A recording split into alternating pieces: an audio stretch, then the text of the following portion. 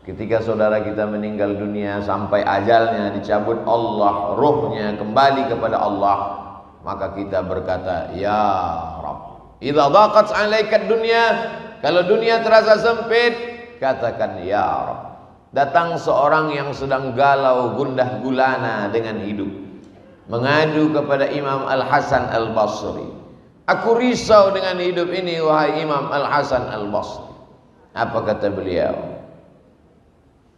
Umur sudah ditetapkan Allah. Bukankah umurmu sudah ditetapkan Allah? Betul. Kenapa engkau risau? Rezeki sudah ditetapkan Allah.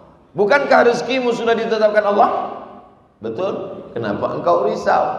Tidak ada satupun yang terjadi di dunia ini di luar dari kuasa dan kehendak Allah.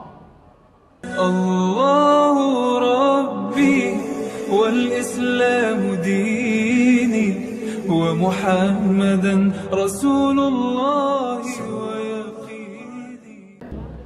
Assalamualaikum warahmatullahi wabarakatuh.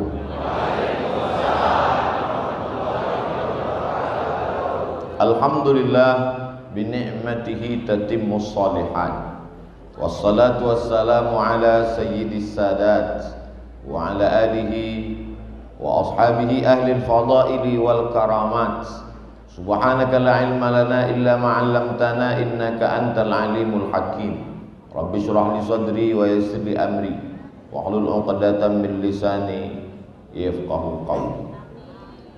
Yang sama-sama kita hormati guru kita semua, Al-Mukarram Kiai Haji Muhammad A.R., para asatiz, hadirin hadirat, Bapak Ibu, muslimin muslimat, insyaallah semuanya dimuliakan Allah Subhanahu.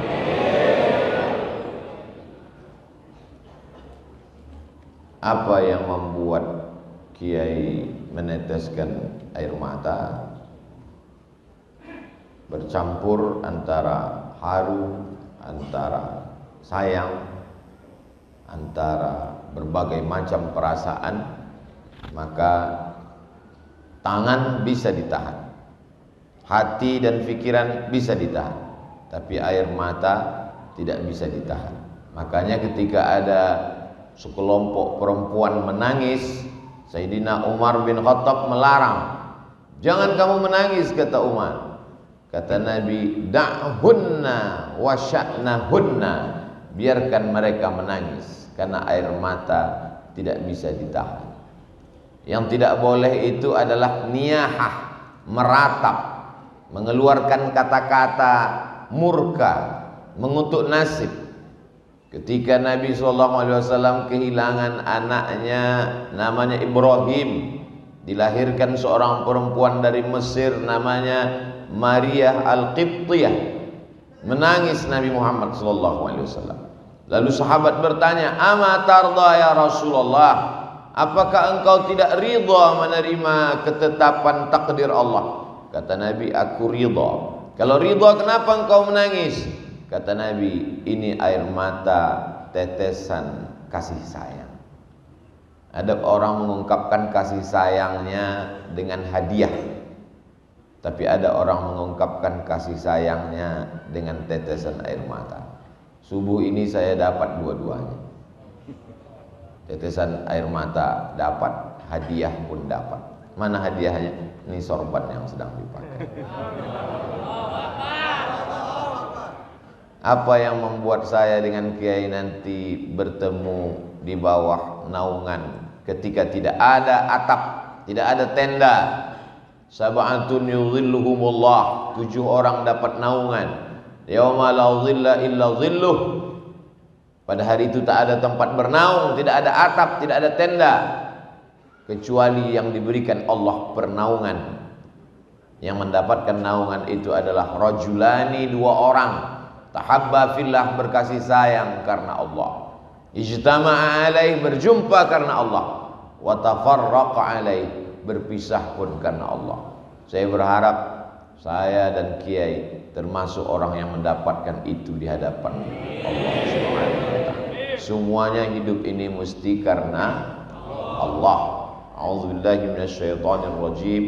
Innal ladzina qalu Rabbunallah, orang-orang yang berkata Rabbku Allah. Ayat itu tidak mengatakan innalladzina qalu ilahi Allah, ilahi yang aku sembah Allah, tapi dia katakan innalladzina qalu Rabb. Tiga makna Rabb. Rabb, dia yang mencipta aku. Rabb, dia yang mengatur hidupku. Rabb, dia yang memberi aku rezeki. Makanya di awal Al-Fatihah dalam sholat kita baca Alhamdulillahi Rabbil Alamin. Orang yang diganggu jin, setan, tukang santet, dukun, qul a'udzu bi rabbin nas, qul a'udzu bi rabbil falaq. Maka ketika hidup terasa sempit, katakanlah ya Rabb, ya Rabb. Ketika saudara kita meninggal dunia sampai ajalnya dicabut Allah, ruhnya kembali kepada Allah, maka kita berkata ya Rabb. Idza dhaqat 'alaika dunya, kalau dunia terasa sempit, katakan ya Rabb. Datang seorang yang sedang galau gundah gulana dengan hidup, mengadu kepada Imam Al-Hasan Al-Basri. Aku risau dengan hidup ini wahai Imam Al-Hasan Al-Basri. Apa kata beliau? Umur sudah ditetapkan Allah. Bukankah umurmu sudah ditetapkan Allah? Betul. Kenapa engkau risau? Rezeki sudah ditetapkan Allah. Bukankah rezekimu sudah ditetapkan Allah? Betul. Kenapa engkau risau? Tidak ada satupun yang terjadi di dunia ini di luar dari kuasa dan kehendak Allah. Bukankah semua yang terjadi, ranting yang patah, daun yang jatuh, bumi yang kering dan basah, sudah ditetapkan Allah? Lalu kenapa engkau risau? Jadi kalau terasa risau, balikkan dengan ucapan Rabbunallah. Kalau perut lapar, Rabbunallah. Tapi kita bukan kelompok Jabriyah. Jabriyah berserah kepada takdir, tak ada usaha. Ini ahlul bid'ah wad dhalalah. Sedangkan kita adalah ahlus sunnah wal jamaah. Ada usaha dan ikhtiar. Rabbunallah, tapi ada usaha. Ini jangan nanti kajian ini dipahami secara tekstual, keluar dari sini dari masjid Rabbunallah kata Ustaz Somad, tapi helm hilang. Ya dikunci, digembok, diikat. Kami dulu di pondok sendal aja digembok. Keluar dari masjid kuncinya hilang, sendalnya ada. Rabb, Allah menyuruh kita berusaha dan berikhtiar. Innalladzina qalu Rabbunallah. Oh, kami sudah ngaji dengan Ustaz Abdul Somad, kita mesti berani berkata Rabbunallah, maka takut dan cemas kita akan hilang. Idhuma fil ghar, ketika mereka berdua berada di dalam gua. Idhuma fil ghar, ketika dia Nabi Muhammad SAW berdua di dalam gua. Kata, baru mati lampu aja udah cemas.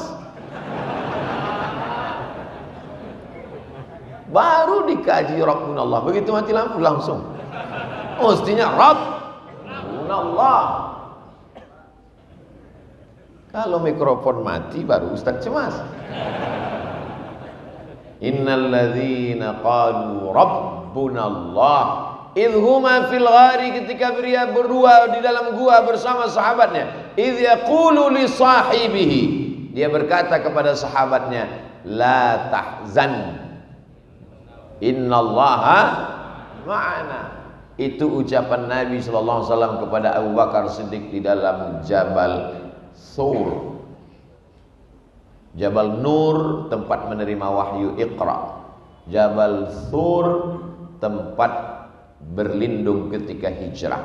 Jabal Nur, tempat menerima wahyu Iqra. Jabal Sur, tempat bernaung ketika hijrah. Soalnya jamaah umroh ini banyak pulang cerita ke tetangga, kemarin di Jabal Sur Padahal dia naik ke Jabal Nur.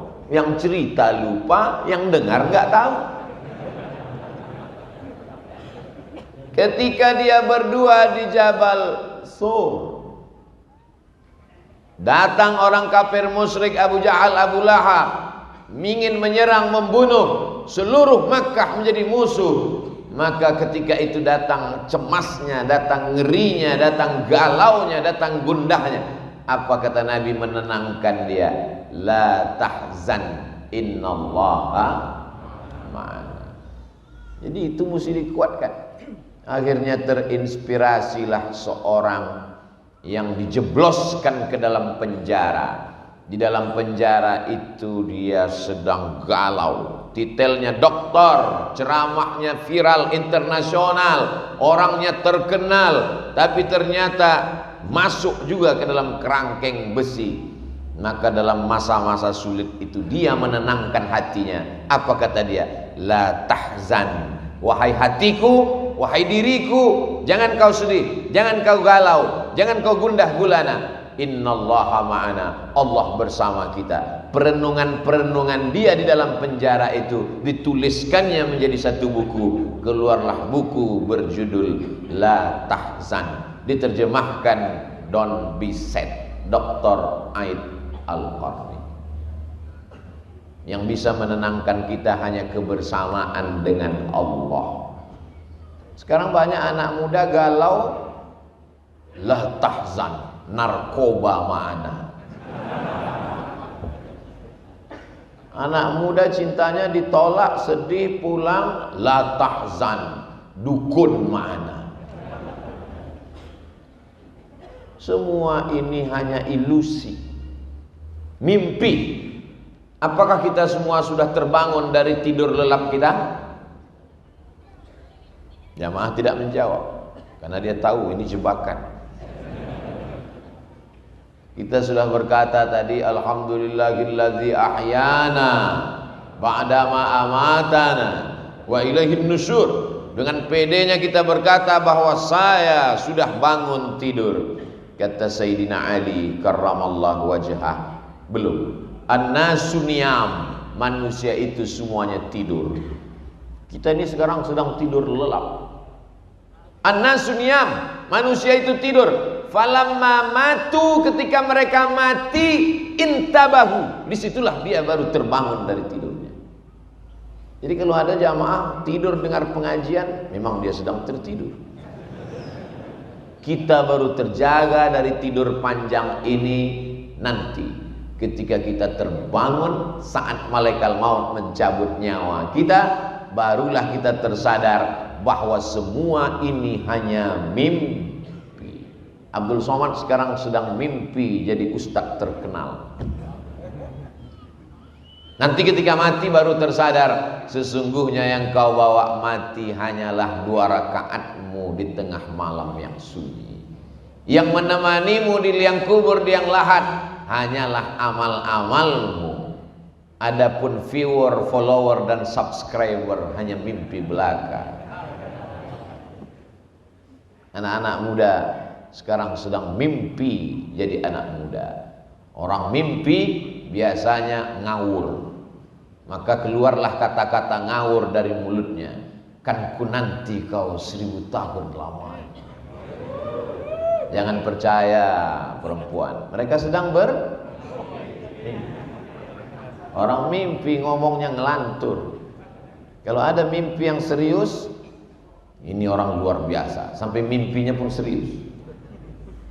Nanti ketika kita mati menghadap Allah, barulah kenyataan fakta yang selama ini dikatakan orang ilusi, ternyata dia nyata.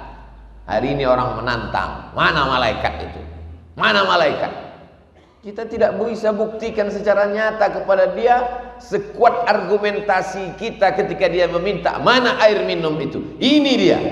Tapi kalau dia minta mana malaikat, kita tidak perlu marah, kita tidak perlu melawan, diam saja. Sabar, nanti malaikat maut akan datang pada masanya. Dia datang tanpa diundang dan tidak berdialog seperti dialog dengan Nabi Ibrahim alaihissalam. Beda dengan Nabi Ibrahim, gelarnya Khalilullah. kekasih yang dekat dengan Allah. Assalamualaikum. Waalaikumsalam. Man anta, kata Nabi Ibrahim. Malakul maut. Who are you? Siapa engkau? Malaikat maut. Malaikat maut datang ke rumah Nabi Ibrahim alaihissalam. Madza turidu? What do you want? Kumaha? Nama? Kamu mau apa, malaikat maut? Aqbidu ruhak. Aku mau mencabut nyawa. Apa kata Nabi Ibrahim? Hal yaqbidu khalilun khalilahu? Apakah ada seorang kekasih yang tega menyakiti kekasihnya? Apakah ada kekasih yang mau mencabut nyawa kekasihnya? Kata Ibrahim alaihissalam. Apa kata malaikat maut? Hal yakrahu khalilun liqa'a khalilihi? Adakah kekasih yang tidak mau berjumpa dengan kekasihnya? Jangan kalian jadikan update status. Sesungguhnya kehidupan yang indah hanyalah kehidupan bersama dengan Allah. Walaupun seluruh Makkah membencimu, walaupun harta bendamu tinggal, walaupun rumahmu dimasuki orang, walaupun nyawamu hampir melayang, tapi kalau kau bersama dengan Allah, maka semuanya menjadi indah. Al-hayatu fi zilalil Quran ni'mah. Hidup di bawah naungan kalam Allah itu nikmat. La ya'rifuha illa man dzaqaha. Tapi yang tahu hanya yang pernah merasakannya. Yang tahu itu hanya orang yang pernah merasakannya. Bercerita tentang rasa, maka kata terlalu miskin untuk mengungkapkan tentang rasa. Rasaku bukan rasamu, Beb. Untuk menceritakan rasa kopi aja kita susah. Untuk menceritakan, susah untuk meyakinkan bahwa bunga itu harum, karena lalat menganggap tong sampah lebih wangi daripada bunga. Bagaimana kita mau merasakan nikmatnya sholat subuh berjamaah itu indah? Orang dia bangunnya jam 8 pagi. Diundanglah saya oleh Gubernur Jawa Barat yang dulu, Kang Aher. Dia siapkan kopi. Ustadz Somad, ini kopi terbaik, sudah ikut musabakoh kopi internasional. Bibitnya dipilih, tanahnya dipilih, buahnya dipilih, lalu kemudian masuk dalam pabrik pilihan.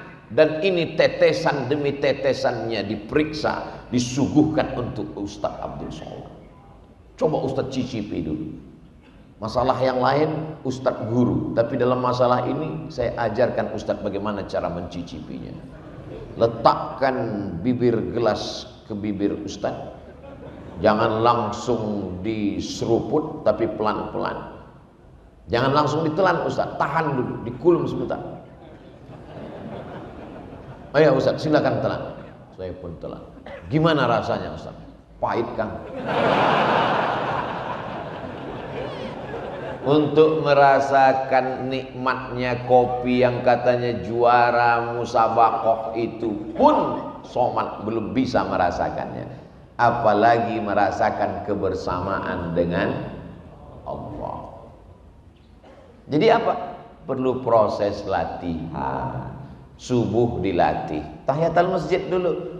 Inna salati wa nusuki wa mahyaya wa mamati lillah. Qabliyah subuh, inna salati wa nusuki wa mahyaya wa mamati lillah. Salat subuh, inna salati wa nusuki wa mahyaya wa mamati lillah. 3 kali tergores dalam hati, 3 kali tercetus di pikiran, 3 kali terucap di mulut, PD pun datang. Inna salati wa nusuki wa mahyaya wa mamati lillah. Diuji. Kalau sudah diucapkan, diuji. Dalam masjid besar Allah itu, inna salati wa nusuki wa mahyaya wa mamati lillah. Keluar masjid, hilang sendal. Hilang. Berarti kebersamaan dengan Allahnya masih temporer, limited. masih dalam masjid, masih kondisional, masih terbatas ruang dan waktu. Allah ingin engkau merasakan itu tanpa batas. Tapi kan yang enak cuman ngomongnya. Waktu ceramah, waktu ketika ujian itu datang ke dalam kehidupanmu, kadang Allah itu hilang-hilang timbul. Kadang Allah itu kadang lenyap, kadang datang. Yang Ustaz ceritakan ini siapa? Ya pengalaman pribadi. Maka perlu ada orang lain yang membisikkan ke telinga kita, ada Allah. Siapa dia? Muhammad sallallahu alaihi wasallam. Itulah mengapa kita selalu bersolawat, Allahumma salli ala sayyidina Muhammad wa ala ali sayyidina Muhammad. Gandingkan nama dia dengan nama Allah. Asyhadu an la ilaha illallah wa asyhadu anna Muhammadan Rasulullah. Supaya apa? Selalu mendapatkan bimbingan Rasulullah, selalu mendapatkan syafaat pertolongan di saat tak ada yang bisa menguatkan hati kita. Dokter, psikolog, psikiater menyarankan kita dengan segala usahanya. Beliau kuliah di fakultas kedokteran, fakultas psikologi, dengan ilmu-ilmu mereka memberikan kita kekuatan. Bapak mesti kuat, ibu mesti tegar menghadapi ini semua. Ini adalah ujian hidup. Silakan makan ini 3 kali setelah makan, ini sebelum makan, ini sedang makan, ini sebelum tidur, ini setelah tidur. Membaca resep itu bertambah berat beban hidup. Akhirnya setelah obat dimakan, bawaannya tidur saja. Ketika tidur datang, masalahnya hilang. Ketika mata terbuka, masalahnya datang lagi. Makan lagi, tidur lagi, makan lagi. Apa guna hidup kalau cuma tidur? Bagus mati. Angkat tangan, katakan Allah. Innalladzina qalu rabbuna Allahu Akbar. Besar ujian hidup ini. Allah Maha Besar. Allahu Akbar kabira. Selama ini kau dipuji orang, sekarang tidak dipuji lagi. Selama ini kau dimuliakan orang, sekarang tidak dimuliakan lagi. Dulu masih ada mobil dinas, sekarang sudah ditarik. Dulu masih ada supir, sekarang nyetir sendiri. Dulu kemana-mana disambut dengan baleho, umbul-umbul, gambar besar, Tola'al badru alaina. Sekarang tidak diperdulikan orang. Kembalikan kepada Allah.